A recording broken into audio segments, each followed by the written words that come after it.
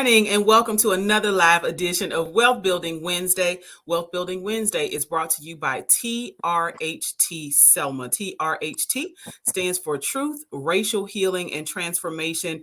We are a partnership between the Black Belt Community Foundation and the Selma Center for Nonviolence. Those two nonprofit organizations that are bonded together to form TRHT Selma are excited to offer Wealth Building Wednesday every single Wednesday, 10 o'clock a.m. Central Standard Time until 10:30. So it's only 30 minutes, but we pack a lot of information in 30 minutes. And we always have an amazing guest. And y'all, today is no different. We have an absolutely amazing guest, Miss Sharon Dooley. She has been on the ground in Selma. She is a public information officer with the Small Business Administration. And y'all, when I tell you she's been on the ground in Selma since January 12th, she has been on the ground in Selma since January 12th. She has, if you have not seen her face in the community, then honey, you have to be hiding up under a rock. But we came to lift that rock and make sure that everyone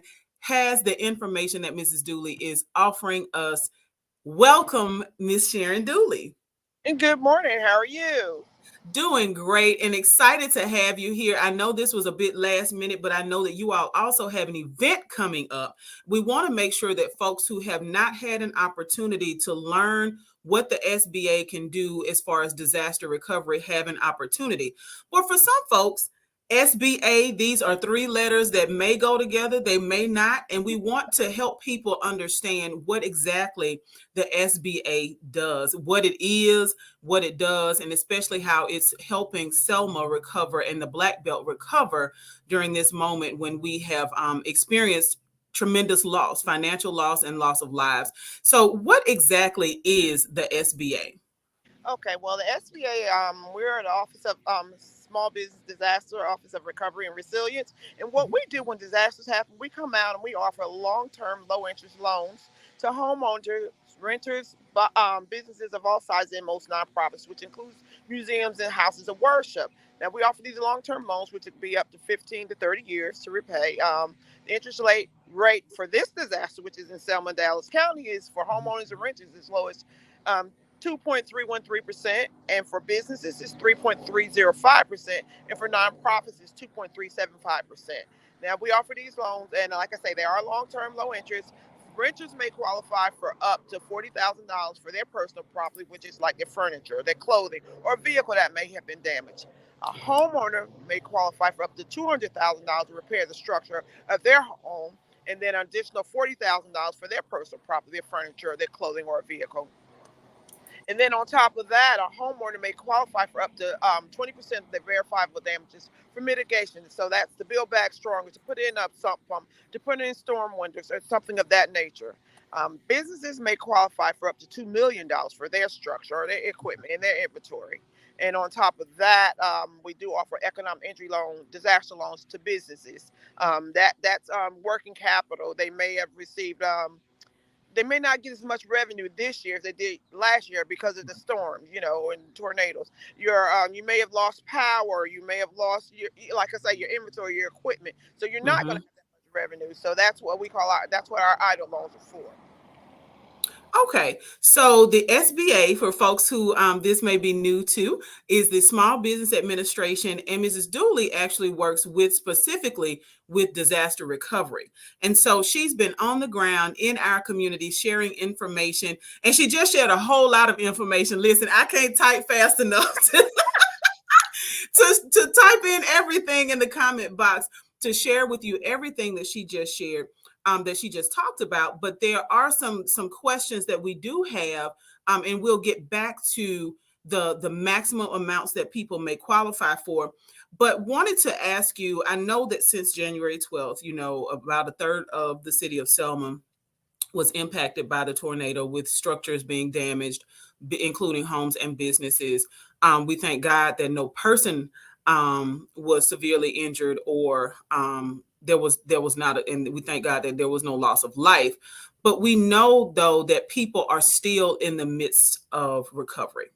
And that's going to look different for folks depending on whether they had homeowners insurance or whether there are other securities that were in place in order to make sure that whatever structure may have been damaged or whatever belongings may have been damaged are recovered well. So when it comes to recovery and the on the ground support, I know I've seen this big tent at the foot of our iconic bridge on a daily basis, and you all are also located in the Felix Heights community, the housing community over on Medical Center Parkway. So we're excited to know that you all are still here in Selma. Um, Wanted to ask about who is actually eligible because you did share that just a second ago, but if we could just go back and talk about who is eligible for SBA loan funding. Okay.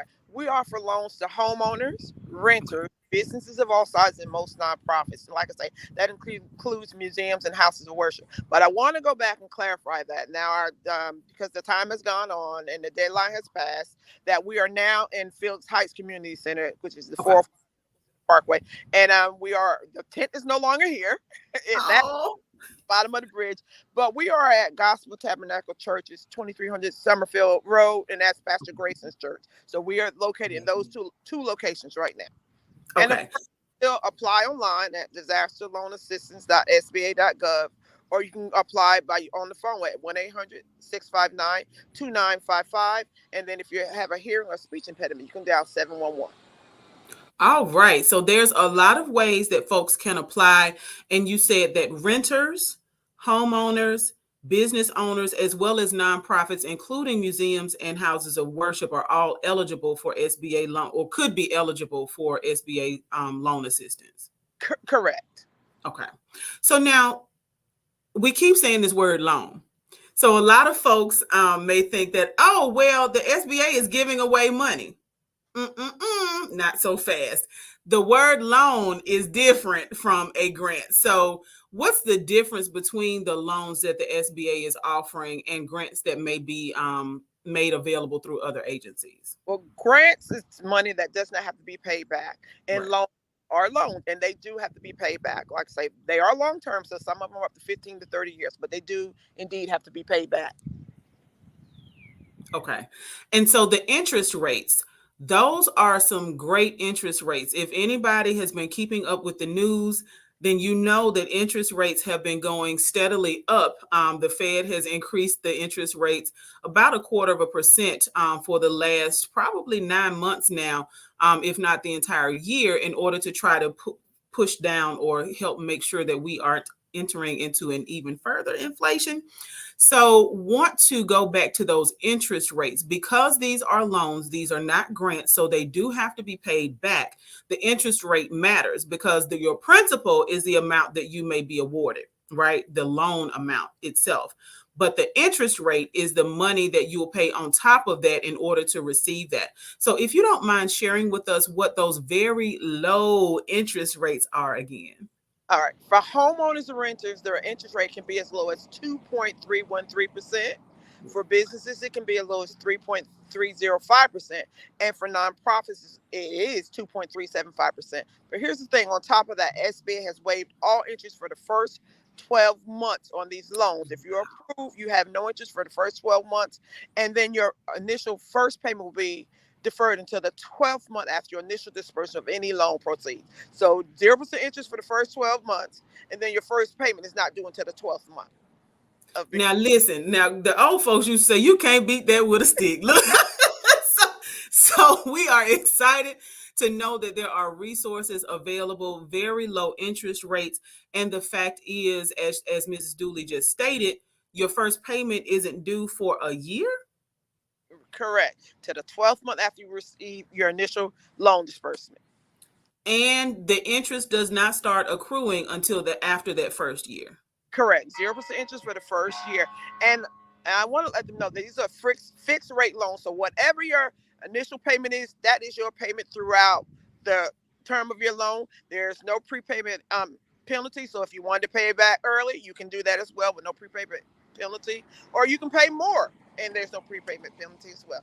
And if you're approved, you're under no obligation to take this loan. I mean, you don't have to. Mm. A lot of people are waiting on insurance claims to come through. You can apply and be approved for an SBA loan before your insurance proceeds come through. And only thing by doing that, if you get the loan before your proceeds come through, when you sign those loan documents, you're pledging to pay SBA back the difference of your insurance claim when you get that money. So they say, I say it's better to have the resources and not need them than to need them and not be able to get them because the deadline or the grace period has passed you by. Yes. So now let's talk about that really quickly and then we'll go back to our other questions. So now the deadline passed, right? And the SBA extended and gave a grace period. And then the grace period ended. And so now, but you all are still here on the ground trying to help Selma and those folks who were impacted in our community recover. So how do we know when is the actual real deadline? Like when is there that hard stop? Well, the hard deadline was March 16th, Okay. but he gave a grace period for 15 days afterwards, and for people to go ahead and apply. Now, Hmm. what we do have now, we've extended that grace period, but there is some restrictions on this extension. This Okay. have to have a written justification of why you did not make the previous grace period. So let me give you an example. It's not all inclusive, but maybe you were displaced and you're just returning back to Selma or Dallas County. So Hmm. now you're just on the ground. You're just back here, and you weren't able to come back. Or maybe you had a medical reason why you couldn't, go out and apply. Or maybe like some people, their internet service just was not working, or you're elderly and you had no one to bring you. Those are just a few examples, but you have to have a written example, justification when you apply now. So I'm saying we are here. We're here now. We're extending this, but I don't have a hard deadline or like this extension is over on this date. We're here. We're Okay. trying, we're here as long as necessary. But at some And that's deadline is going to be, really going to be like, this is it, but not right. yet. Okay. And so that's really great to know. Just the fact that there have been so many people that have been displaced and may not have been at home and been able to access you all in person or online, right? The fact that you all are being so considerate of that, it means that somebody at the SBA is helping to make sure that equity is applied in this situation because we really have folks who were impacted in great ways. This was a debilitating occurrence in a lot of people's lives. So even if you're just now able to check in, because it could be torturous just to drive down the streets and see where your neighbors used to live is now nothing more than trees and broken wood, right? So this is an excellent opportunity, and we want to thank the SBA for all that you all are doing and the fact that you're still on the ground willing to help our community recover. So now, if we are approved, what can SBA loan funds be used for? Okay. If you are approved, it depends because if renters were they're only approved for personal property. So that's Okay. their clothing, their furniture, or their vehicles. And in Okay. your loan document, it will stipulate what it can be used for. But personal property is personal property. So for renters, it can only be used for personal property. For homeowners, it can be used to repair, their home as well. And if you have that personal loan, for your personal property, that part is for your personal property. But like when we'll send out an adjuster and they'll go over and look at your damage, your what is it, loss verifier is what we call them. They'll come Okay. out and look at damage and see what needs to be repaired, and then in your loan document, it will show you, it would disclose what can be repaired because you have an estimate for everything that all the damage you receive. Okay. Okay, now that's great information to know. So what about land, like property owners who may have had tenants living in a space? Now, Um, mhm. okay, for landlords, that it will be if they had the property that was actual damage, that was physical damage as well. So Right. that they may be approved for a loan and you repair property. Here's the thing with landlords, they can apply for both the idle and the physical damage because if your property was damaged and you no longer have those tenants in there, you're not receiving that monthly income. So that's economic injury. So then they have until October 16th to apply for that. Okay. And the EIDL, the idle loans, that should be familiar to some folks as far as during COVID, because you all also offered EIDL during COVID, and that was a headline that folks were going through and going through that process along with PPP. Now, this though is definitely connected to the disaster that occurred on January 12th here in our community. And you said again the EIDL or the idle loan opportunity, the deadline for that is October 16th. Correct. Okay. Because people may not realize the damage or the revenue they've lost because of the storm until a couple months later. So we do it. That deadline is October 16th. But what I want to let people know is that Mhm. you received a disaster loan from a previous disaster, that does not disqualify you for being approved for a disaster loan for this current disaster. Only Okay. thing, you can't consolidate the loans. So if you're able to make both loan payments from that previous disaster loan and this current disaster loan, you can still be apply and be approved for a disaster loan. That is great to know. So even if you've received idle loan funds prior to this disaster, that you are welcome to apply and receive again, as long as you can make sure that you can pay for both of those payments. Correct. Okay. Awesome. So now, what do we need to apply? I know that, when we go for home ownership and things like that, there's a certain set of documents that we have to have together or the process can't move forward. So what are the things that we need in order to apply for SBA disaster loan assistance? Well, you're gonna have to have your contact information, your address, and if you're applying as a homeowner, you're gonna have to show proof that you own that home. So they're gonna ask for the deed or a copy of your deed as well when you go apply. And then as far as that, they'll ask some income verification information as well as that. And then for businesses, they'll ask for your financial statements, and to prove that your business license, so they'll know that that business was in fact your business prior to the disaster. So, and you have to have owned the home prior to the disaster as well. Okay. Now that's important. So now if we show up, let's say I'm going to Gospel Tabernacle, I'm going to the on-site center, one of the centers here in Selma. Should I have all of that information with me, or is there a turnaround time, or may I just upload? Do I get an account when I walk into the space and talk to one of your colleagues? Now, it would be most beneficial to have as much documentation as you can when you go in. Now, Okay. if you're there, and they'll tell you what you need and what you don't have, and they will start your process and then tell you, okay, you have up until X amount of days to bring the rest of the documents that if they require any more documents there. So based on your experience, because you've been here for a minute, based on your experience, what have been the most significant challenges that you've seen people having with the SBA loan process? But based on my experience, I've seen people go in, they start the process, and because they have to bring documents back, they don't follow with it. So I would encourage them Mm, this and to follow through. And also with homeowners and renters, a lot of them applied with FEMA before and may have been referred to SBA by FEMA. And I see a lot of people saying, well, I don't want a loan, or I don't qualify. I may not qualify for a loan, because everybody knows their own financial situation better than the next person. And I encouraging those people that have previously applied to FEMA before the mhm. deadline. If you've been referred to SBA, please go ahead and apply to SBA and let SBA determine if you qualify or not for a loan. Because if you don't qualify for a loan, then you get to go back to FEMA for other grant consideration. But if you skip that middle part, which will be SBA, then you don't get to go back into that other, FEMA's grant pool. So you may potentially be leaving free money on the table by just not following through.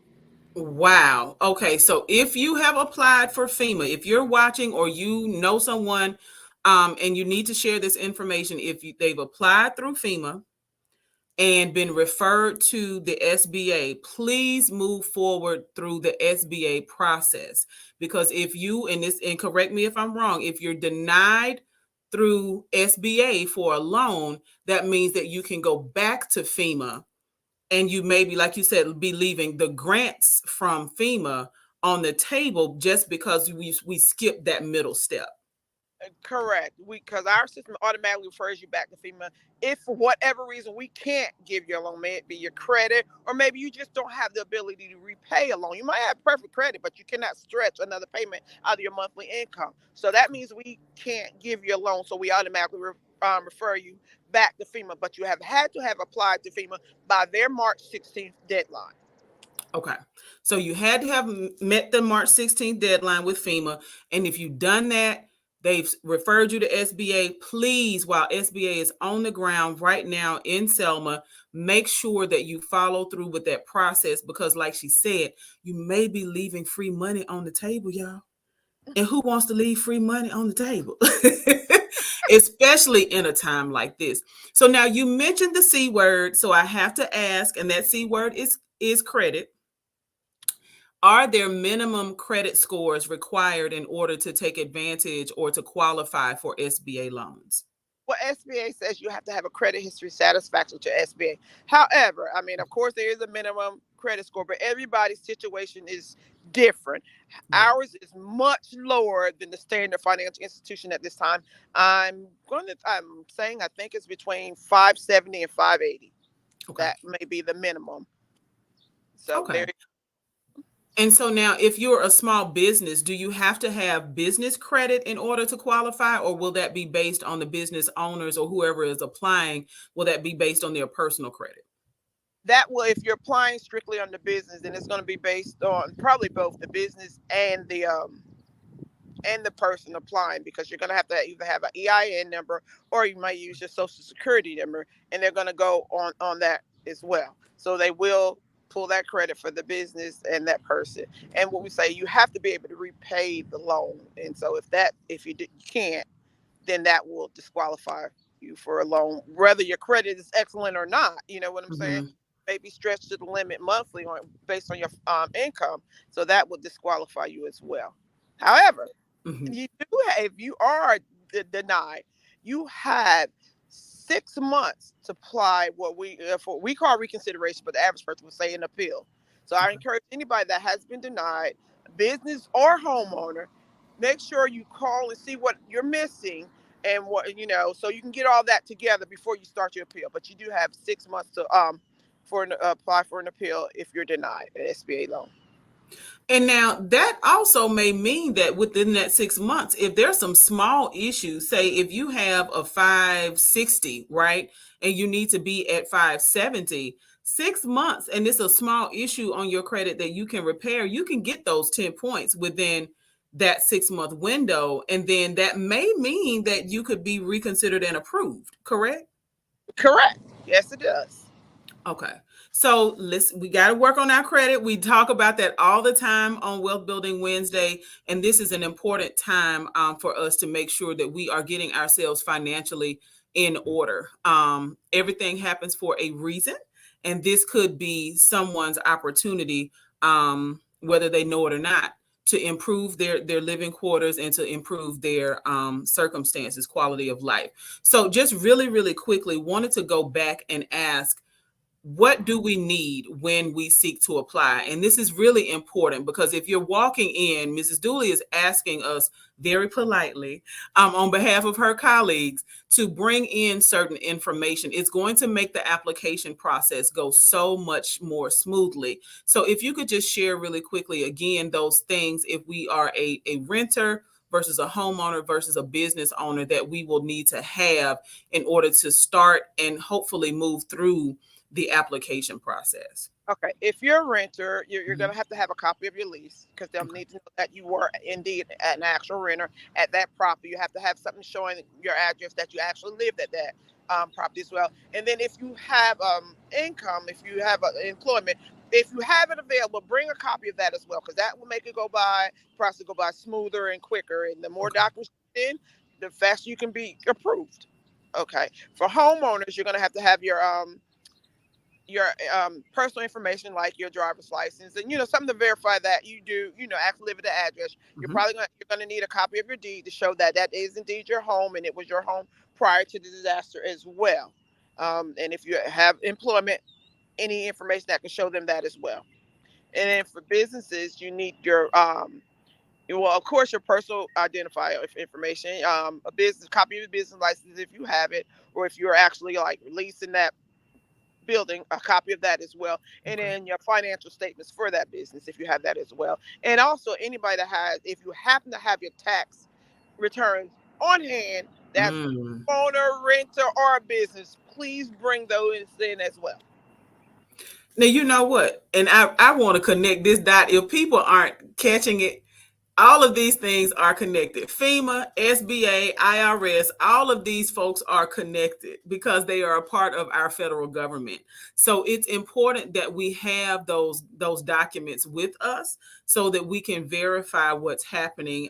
Maybe even the FEMA denial letter. If you have been denied and you Correct. may even be going through the appeal process, make sure that you're bringing that letter. Anything that may be relevant to the decision making process with the SBA is going to be important. Like she said, everybody's situation is different. So make sure that you paint the entire picture and don't hold anything back so that you can improve your likelihood of being able to access SBA disaster loan assistance. So now, coming up, right, in person, you all are hosting another event here in Selma. When is it, and how can folks show up and be involved, get engaged? Okay, we're hosting a small business community forum at Wallace College at the Hank Sanders lecture hall Mhm. 112, April 11th. We're having a continental breakfast from 9 to 10, and the actual program starts at 10 o'clock. We're sending out flyers. You can register. We've also in the process of sending out links so you can register before you get there. So hopefully, we want to encourage anybody to register beforehand so we can see and make sure we have enough room for everybody that's coming. And so yeah, it's at the Hank Sanders lectures room 120. I mean 112. And Yes. then yes, we're going to be there April 11th. And like I say, the flyers are out. We're trying to get them out on Facebook. We're trying to get them in the news. We're trying to get them on TV. And Yes. anybody can help us get it out. Awesome. And so we will definitely be sharing that information across our networks. Again, make sure that you are tapping into all of the resources available, y'all. The website that you can visit, again, Miss Dooley, if you don't mind sharing with us, if folks want to just go online, they don't necessarily think that they need to see someone in person, any of your colleagues on the ground here in Selma, how can they access the information online? They can apply at disasterloanassistance.sba.gov. Again, that's disasterloanassistance.sba.gov. And they also can call at 1-800-659-2955. And if you have a hearing or speech impediment, you can dial 711. All righty. Well, I definitely want to make sure that folks are engaged and learning about all of the opportunities that you all are affording our community when it comes to recovery. We want to thank you so very much for taking time out today. And we look forward to seeing everyone who has tuned in today. Share this information. April 11th, right? Correct. At Wallace Community College at WCCS in the Hank Sanders building. So if you don't know where that is, if you know where the gym is, it's behind the gym. It's next to the student center. Make sure that you get registered. We will post this in the flyer on the Black Belt Community Foundation, as well as the Selma Center for Nonviolence, Facebook, and other social media platforms. We want to make sure that people are showing up and accessing the information, right? Yes, I We like to perish share. for the lack of knowledge. So we definitely want to make sure that you have the information necessary to recover and to recover well. Go ahead, Mrs. Dooley. I wanted to let you know too at that forum, Mhm. small business forum. It's going to be SBA. We're going to have USDA there, and then also going to have Small Business Development Center there as well. So you're going to get a plethora of information. It's the recovery information, startup funding. So I encourage everybody to come that needs to hear this information. Awesome. And again, just as a reminder, it's a small business community forum Tuesday. So that's not That's this coming week, right? So Correct. don't think that this is like weeks off and oh, well, let me mark my calendar. Yeah, mark your calendar, but it's this coming Tuesday, okay? April 11th, 9 a.m. is the Continental Breakfast, 10 a.m. is the forum, and they are asking you to register. They want to make sure that they have enough food and enough seating for everyone who wants to participate. I'll be there, and we hope that you'll be there as well. Thank you so much, Mrs. Dooley, for sharing space with us this morning. Thank you for having me. Absolutely. And we look forward to seeing you next week. All right. Bye-bye. Awesome. Y'all, this has been a great Wealth Building Wednesday. Again, make sure that you tap in. This is your opportunity to learn more about what the Small Business Administration has to offer when it comes to recovery. And if you come on April 11th, it's not just the SBA, it's the USDA, it's the SBA, but then the Small Business Development Center, which if you're trying to start your business, this is an opportunity. Tap in and get the information, y'all. Until next Wednesday. Y'all, let's get out here and let's start building our wealth.